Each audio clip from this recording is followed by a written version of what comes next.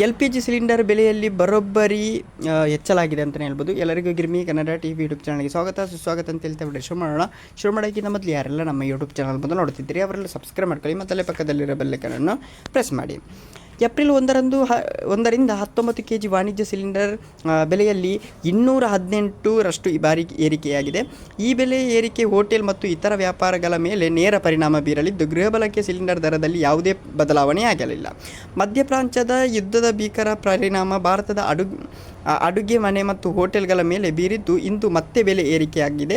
ಮಾರ್ಚ್ನಲ್ಲಿ LPG cylinder ಬೆಲೆ ಹೆಚ್ಚಳವಾಗಿದ್ದು, ಇಂದು ಮತ್ತೆ ಏರಿಕೆಯಾಗಿರುವ ಬೆಲೆ ಗ್ರಾಹಕರಿಗೆ ಬಿಸಿ ಶಾಕ್ ನೀಡಿದೆ. 19 kg ವಾಣಿಜ್ಯ ಸಿಲಿಂಡರ್ ಬೆಲೆಯಲ್ಲಿ ಬರೋಬ್ಬರಿ 218 ರೂಪಾಯಿಗಳಷ್ಟು ಏರಿಕೆಯಾಗಿದೆ. ಹೊಸ ದರ ಅನುಷ್ಠಾನದೊಂದಿಗೆ ಇಂದಿನಿಂದ ಅನ್ವಯವಾಗಲಿದೆ. ತೈಲ ಕಂಪನಿಯ ದೇಶದಾದ್ಯಂತ ಪ್ರಮುಖ ನಗರಗಳಲ್ಲಿ ಇತ್ತೀಚಿನ ಅನಿಲ ಬೆಲೆಗಳನ್ನು ಸಹ ಬಿಡುಗಡೆ ಮಾಡಿವೆ. ಬೆಲೆ ಏರಿಕೆ ನಂತರ ರಾಷ್ಟ್ರದ ರಾಜಧಾನಿ ದೆಹಲಿಯಲ್ಲಿ 19 kg ಸಿಲಿಂಡರ್ ಬೆಲೆ ಏಪ್ರಿಲ್ 1ರಿಂದ 2078.50 ಆಗಿದೆ ಅಂತಲೇ ಹೇಳ್ಬೋದು.